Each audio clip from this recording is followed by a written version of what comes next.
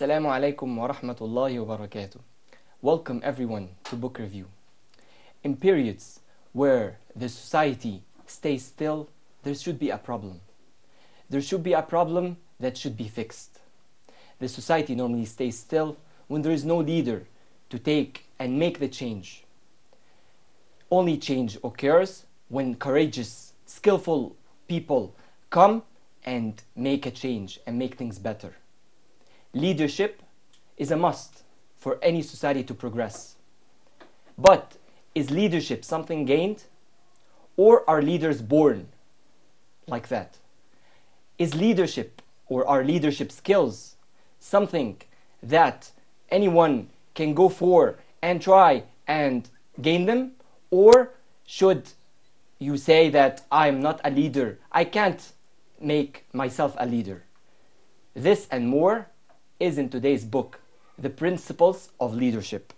The Principles of Leadership is a book that teaches you how to be a leader. We're joined by Professor Dr. Sayyid Al-Khouli. Dr. Sayyid Al-Khouli is the chairman of the Faculty of Commerce, Ain Shams University. Professor Sayyid Al-Khouli is with us today to review the principles of leadership. Thank you, Professor. Welcome, and thank you for being with us. Thank you. It's my pleasure. Professor, we want to start by giving, we want to talk about what is the definition of leadership.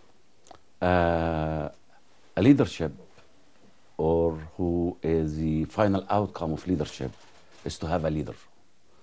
And what is a leader? What is the characteristics of a leader in order to come up with a definition? A leader is one who, number one, inspire followers. We can't have a leader if you stand by yourself. So if you look behind you and you find nobody following you, you are not a leader, simply. If you look behind you and you find a certain group behind you, not all the people, you are not a leader. If you look behind you and you find all followers behind you, regardless of age, regardless of gender, regardless of religion or race, regardless of color, you are a leader. So a leadership is simply who are the person who is able to inspire people, inspiring people. That's number one. Number two, accomplish the work and the task. So a leader without task orientation is not a leader. Leadership is do, is not talk. Because people, they think the leader who have a higher voice, a leader who have a person who have a higher voice, who can shout or yell and so on, and that's what we see in our days, especially in Egypt these days, is not a leader.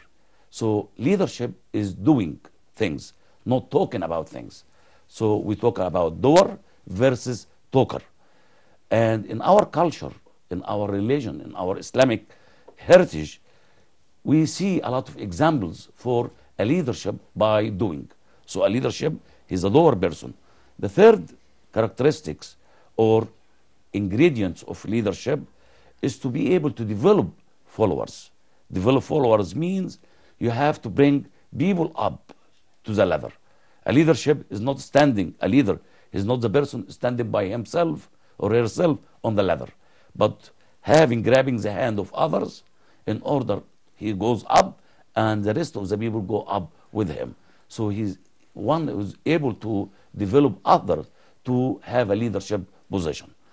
The fourth characteristic of a leader, show how to do the job. If you cannot do the job, you are not a leader. But if you are able to share the knowledge and your talent for the rest of your followers, that is a leader. Another characteristic of a leader, assume obligations to the other. You are responsible. You don't come to a certain situation, you say, no, it's not my responsibility, it is, and you start to finger point for other groups or other party. It is their fault, it's their problem, that's why I didn't accomplish my job. So a leader who is the person who can take a charge and take responsibility for his or her decision. Finally, a leader who is able to overcome obstacles in attaining the ultimate goal of the society or the organization and so on. So basically, leader who are able to resolve conflict, leader who is able to find solution, not find obstacle. Leader is a person who is able to eliminate obstacles, not talk about obstacles in order to create the follower.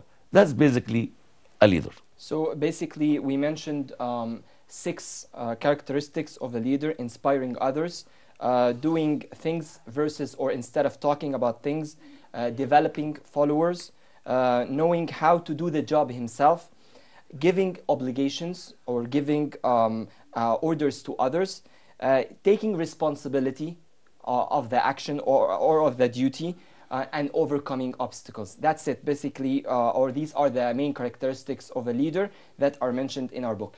We want to move on to the types of leadership. We have several types of leadership. Before we come to the different types of leadership, let me summarize what we just said. A leader who have to take people to not to the normal performance, but to a higher performance. I remember we used to do a work in the States where we used to say sky is not the limit. All of us seeing sky is the limit. No, sky is not the limit. So we need some sort of creativity. And that's what we need. Look for all the problems we have here in Egypt right now. We are all looking inside the box. For example, we have a deficit in our budget. We have lower rate of our currency against versus euro and versus dollars and so on. We all think in order to resolve this problem, our leaders, they think we should borrow from the World Bank. So we always think in one way.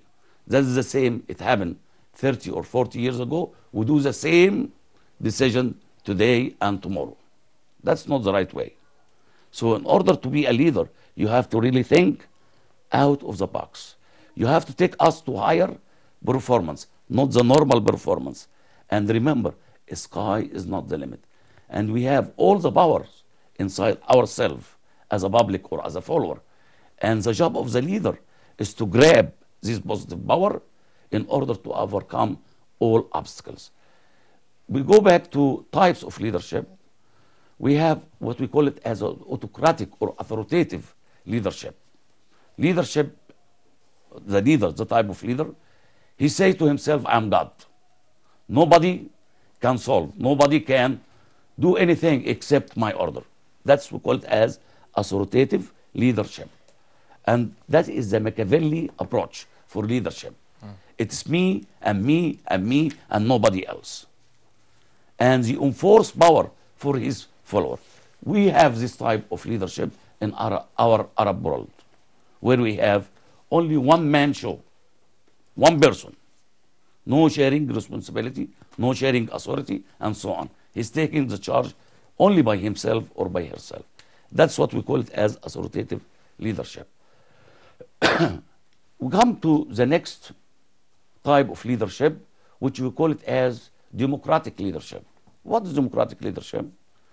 We hear, for example, in the American administration, they call it not the American decision or the American president decision. We say what? American administration. Administration means what? There is a team working behind the leader. So we call it as a democratic. It means there is a teamwork environment. There is a team who makes the decision. There is a team where we can exchange opinions and exchange alternatives in order to come to the best solution for the will of our nations. So it's not one-man show, it is a teamwork orientation. That's what we call it as a democratic leadership. And remember, there's some verses in Quran, وَأَمْرُهُمْ شُورَ بَيْنَهُمْ. And that is a democratic leadership. أَمْرُهُمْ شُورَ بَيْنَهُمْ, it means in order to make a decision, I have to ask you, I have to ask several people in order to come with the right decision. Not only one party can take decision, not one individual can take decision, but the majority of the follower can share opinion in order to come up with a leadership position in a leadership solution for the will of all followers. And that's called a democratic Leadership. Okay. The third one, Or democratic leadership. Yeah, the third one. therefore, the third type of leadership theory, which we call it as a charismatic leadership. And it focuses on the characteristics, the personal appearance of the person who lead the organization or and so on. The way he talk, the way he communicate with the people, the way he looks. He is long, عريض المنكبين and so on, long. He have a nice look and so on. It affect the public. And as I told you, in our society, we are tend toward the third leadership theory or approach, which is charismatic. The people who are, the person who is able to affect, raise his voice and so on. And we see it, a special case is Egypt right now, what we see. The people we see in TV, the people who can talk and yell and so on and become, they talk negative about whatever we are doing here, that is the most likely person to lead. That is absolutely not the right way for leading an organization or leading a country, for example. In the book, he also mentions managerial and strategic leadership. Can you elaborate on that? There is a difference between leaders and manager. Difference, big difference, huge difference. First of all, let's talk about the function of management. In management, you have what we call it as planning, function, planning. So a leader who are able to make a vision for his organization. What's a vision? It's a long-term perspective for what we are going to do. It is a roadmap. So everybody asking me where we are going.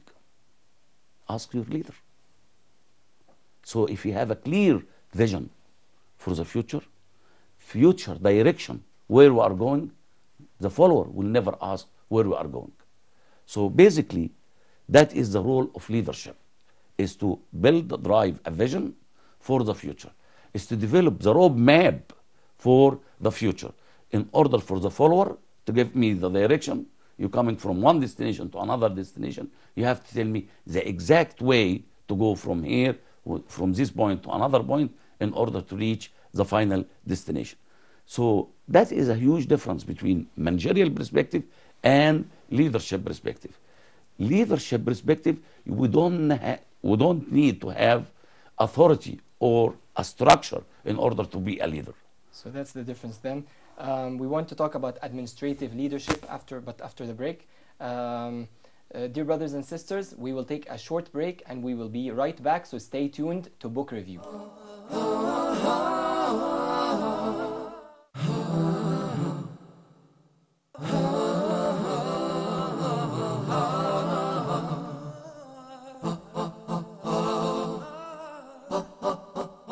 Welcome back. This is Book Review and we're talking about the principles of leadership.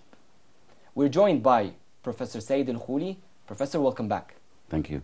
We stopped at the difference between a manager and a leader. Let's differentiate, because a lot of people, they mix a leader is a manager or a manager is a leader. Let me say it very clearly. Any leader can be a manager, but not vice versa. Not any manager can be a leader. Why? There is a difference between managers and a leader. First of all, let's start with manager, and we'll take it one point at a time. First of all, manager, he focus on things. I have to accomplish certain tasks or certain things. Leader, focus on people. That is a big difference between focusing on things and focusing on people, because the end analysis for a leader is to be able to satisfy his or her followers. That's one thing. Number two is do things right.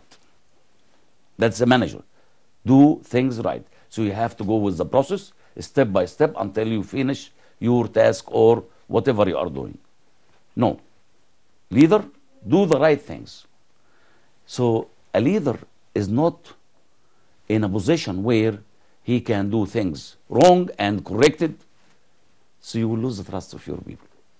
And we have examples right now in our society, on all Arab Spring society, where we do things,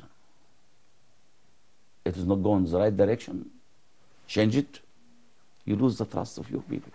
So the end analysis for leader is to be able to satisfy the need of your people. Manager, he goes step by step, follow rules, steps, until he reach his final or her final destination. Leader, no. He have to do the right things from the beginning. That is a leader. So the basic and the most important difference is that a leader should make right decisions and a manager should follow right steps. Absolutely. Third difference between managers and the leader, manager put a plan for his employee or his superiors in order to implement his or her plan. The role of a leader is to inspire people. Inspire means what? You remember in 1973 war between Arab and Israel, right? We have a lot of obstacles, Even with the Russian intelligence report, they said to people who was running 73, if you cross the Suez Canal, you will lose 80% of your troops. You are in this position. You have a piece of information. If you cross the Suez Canal, you will lose 80% of your soldiers. You will do it? Yes? You will do it? It's a hard decision. It's the inspiring. The leadership, it's inspiring. Inspiring means what? You will lose 80%. Even so, because I believe you as a leader, I trust you as my leader. So he takes and this leader, it can be general in the field. It can be, it goes all the way to the top as the president. At that time, it was President Sadat. Because I trust you and you give me the inspiration, it means I cross the fire in order to get, look to Tariq ibn Ziyad. Yes? Where he said, if I have the ships, the people will think we can withdraw and take our, no. He blew up all the ships. Right? Yes. Yes? Yes. And tell them, one, remember that the enemy in front of you and the water behind you. So you have what? An inspiration. I believe Tariq ibn Ziyad, that's why we win. I believe my general, therefore, I don't care about the intelligence from Russian or from any other sources. Inspiring people. Inspiring people means taking the positive power in any person, you and me, any person. We have what we call it as a positive power, and we have as a negative power. But can we say a manager is an authoritative leader? Because also one can say a manager gets, like the employees under him follow him because they have to. Without inspiration, but they follow the manager's orders. Can we say that a manager is a sort of an authoritative leader? Because I guess they overlap. As I told you before, that's what we are talking about. A manager and versus leader. Is any manager can be a leader? The answer is no. But any leader can be a manager? The answer is yes. Okay. But not vice versa.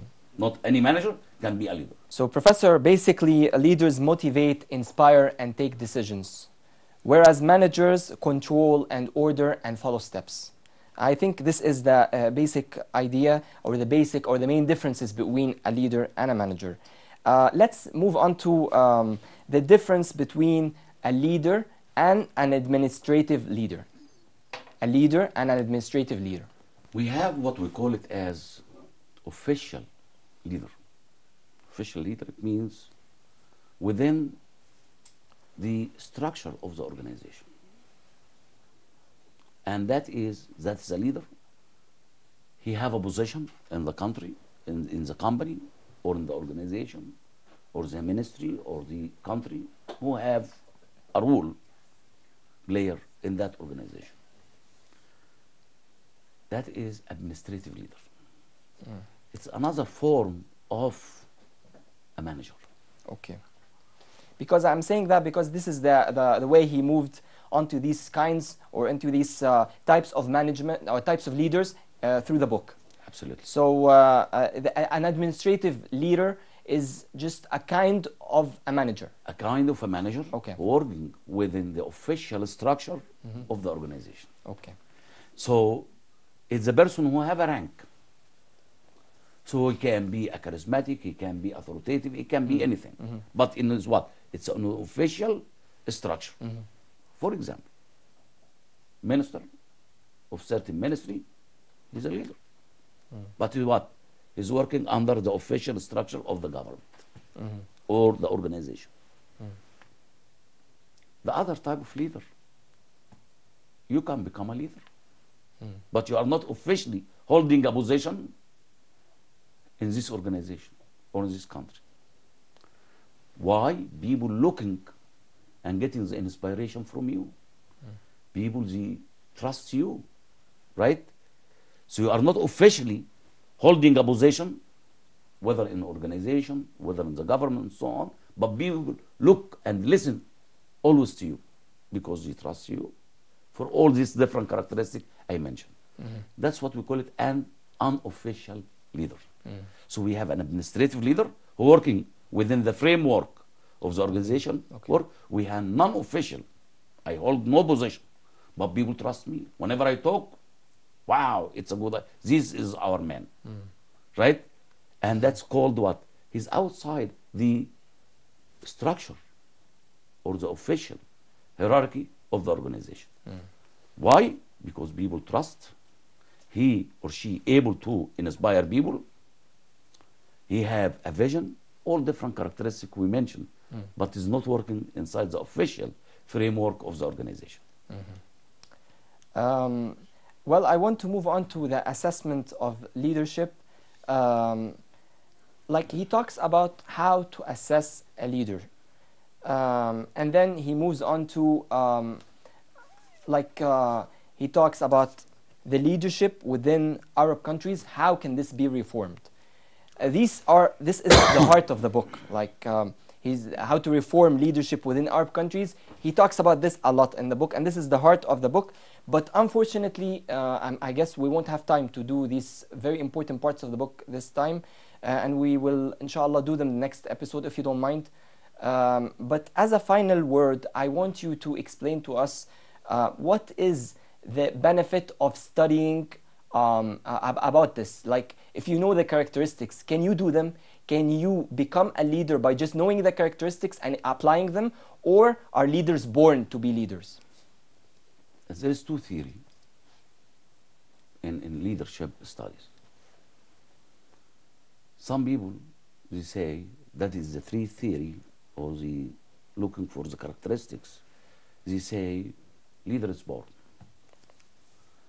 And the people from the anarchy of kingdom, emirates, and so on, where they have the tribes. I am the king, my son will be the emir, and my grandson will be, and it follow the same way and become, we can call it as official or administrative leader. So we have that in our most of Arab countries. We have it, right? Nobody comes from outside of our tribes. And that's what we have revolution in Egypt. You remember that? Yes. 2 years ago, where President Mubarak, he want to bring his son Gamal to the power. We are not a kingdom. We are not Imara. We are not tribes. We are Egypt. Definitely. Where you have different directions and so on.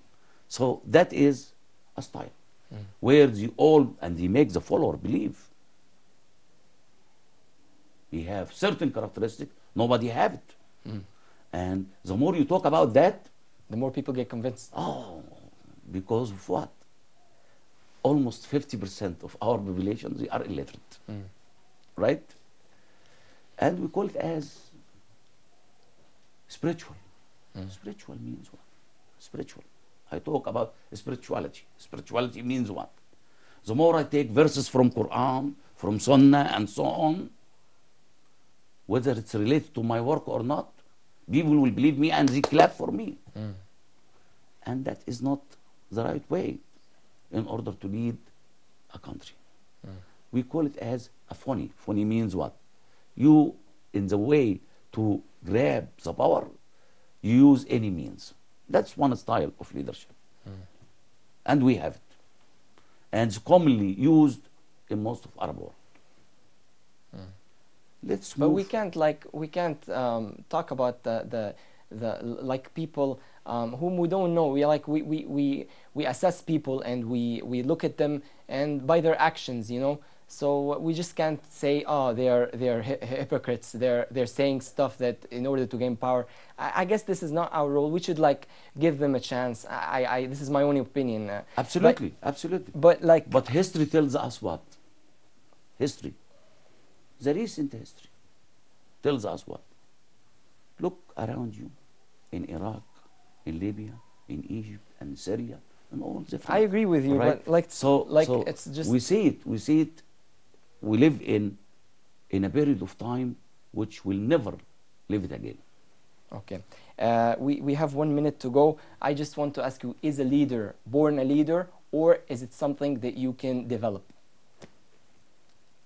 I just answered that question. Okay. That is the people who believe people are born. People? Leader? Okay. Leader, that's school. No. Leader is born. Is a leader born with the characteristics of a leader, or is it something you can develop in yourself? The other That's the thing question. which I was talking about is we can develop leader. Okay. In training, for example. So we can. Through training. Absolutely. Through training, through knowledge. Through knowledge. Okay, that's my question. Knowledge. Okay. And now we are working very hard in this area. We are talking about how to mentor people in order to lead for the future. Okay. At the end of this episode, Dr. Saeed Al-Khouli, the chairman of Department of Management, Faculty of Commerce, Ain Shams University, I would like to thank you. Thank you very much for joining us this episode. And inshallah, we will continue the next episode talking about the core of the book, how to reform leaders in Arab countries. Thank you very much. Thank you too, Jazakumullah khairan, dear brothers and sisters, for watching this very exciting episode of Book Review. Until we meet in the next time, inshallah, I leave you in the care of Allah. Assalamu alaikum wa rahmatullahi wa barakatuh.